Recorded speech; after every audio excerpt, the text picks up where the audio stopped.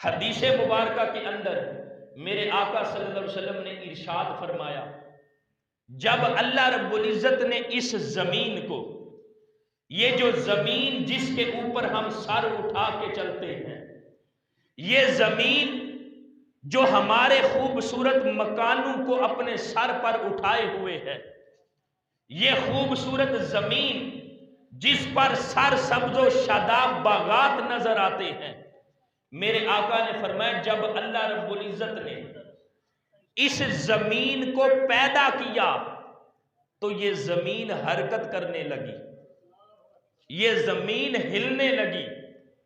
اس کے بعد اللہ رب العزت نے اس زمین کا بیلنس قائم کرنے کے لیے، اس کا توازن برقرار رکھنے کے لیے اس زمین کے اوپر جو پہاڑ ہیں وہ رکھ دیے۔ جب پہاڑوں کو اس زمین کے اوپر رکھا گیا تو جو زمین ہے وہ اپنی جگہ پر ساکت ہو گئی۔ جب فرشتوں نے دیکھا تو حیران ہوئے کہ مولا یہ جو پہاڑ تو نے پیدا کیے ہیں، جب زمین پر ان کو رکھا گیا ہے تو زمین ساکت ہو گئی ہے۔ حل من خلقک شیء اشد، کیا مولا کوئی ایسی چیز بھی ہے جو ان پہاڑوں سے بھی زیادہ طاقتور ہو، ان پہاڑوں سے بھی زیادہ سخت ہو، مضبوط ہو؟ تو اللہ رب العزت نے فرمایا ہاں اے میرے فرشتوں، ان پہاڑوں سے بھی زیادہ طاقتور چیز جو میں نے پیدا کی ہے، فرمایا وہ لوہا ہے۔ لوہے کو میں نے پہاڑوں سے بھی زیادہ طاقتور بنایا ہے۔ پھر اس کے بعد عرض کی مولا کیا لوہے سے بھی زیادہ کوئی طاقتور چیز پیدا کی ہے؟ اللہ رب العزت نے فرمایا ہاں میرے فرشتوں، میں نے لوہے سے بھی زیادہ جو مضبوط اور طاقتور چیز پیدا کی ہے وہ آگ ہے۔ پھر فرشتوں نے عرض کی میرے مولا کیا آگ سے بھی زیادہ کوئی سخت چیز تو نے پیدا کی ہے؟ کیا آگ سے بھی زیادہ کوئی طاقتور چیز ہے؟ اللہ رب العزت نے فرمایا قال نعم، ہاں میں نے آگ سے بھی زیادہ طاقتور چیز پیدا کی ہے۔ وہ کون سی چیز ہے؟ الماء، فرمایا وہ پانی ہے۔ پھر فرشتوں نے عرض کی مولا کیا پانی سے بھی زیادہ کوئی طاقتور چیز ہے جس کو تو نے پیدا کیا ہو؟ فرمایا ہاں پانی سے بھی زیادہ طاقتور چیز جو میں نے پیدا کی ہے وہ ہوا ہے۔ یہ جو ہوا چل رہی ہے جس میں سانس لیتے ہیں، فرمایا یہ ہوا پانی سے بھی زیادہ طاقتور ہے۔ اب دوستان محترم، اس حدیث کو ہم نے سمجھنا ہے کہ جب اللہ رب العزت نے زمین کا بیلنس قائم کرنے کے لیے پہاڑ بنائے، پہاڑوں سے زیادہ طاقتور لوہا پیدا کیا، لوہے سے بھی زیادہ طاقتور آگ کو پیدا کیا، آگ سے بھی زیادہ طاقتور پانی کو پیدا کیا، اور پانی سے بھی زیادہ طاقتور ہوا کو پیدا کیا۔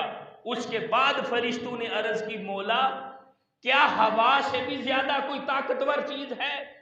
اللہ رب العزت نے فرمایا ہاں فرشتوں، ہوا سے بھی زیادہ طاقتور چیز ہے۔ وہ کون سی ہے؟ فرمایا میرا بندہ جو اللہ کے راستے میں صدقہ کرتا ہے، اس کا دیا ہوا صدقہ وہ ہوا سے بھی زیادہ طاقتور ہے۔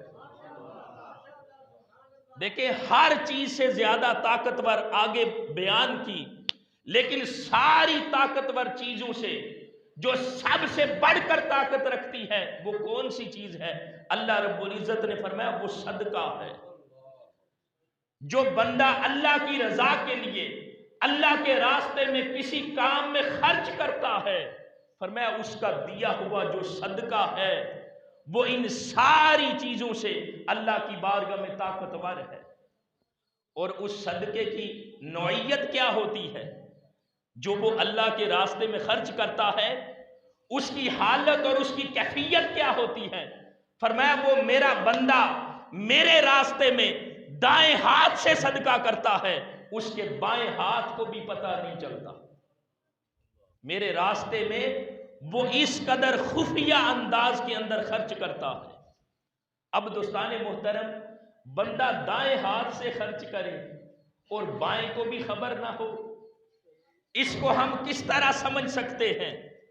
مثال کے طور پر ایک گھر کے اندر میاں بیوی رہتے ہیں، دائیں ہاتھ سے خرچ کرتا ہے، یعنی خامد اللہ کے راستے میں صدقہ کرتا ہے، اس کی بیوی کو بھی پتہ نہیں چلتا، اس لیے کہ اس نے اس انداز میں اپنے صدقہ کو خفیہ رکھتے ہوئے اللہ کے راستے میں خرچ کیا۔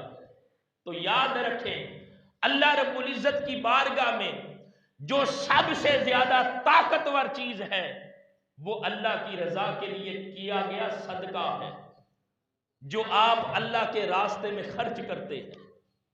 فرمایا اس صدقے کی جو طاقت ہے وہ سب سے زیادہ ہے۔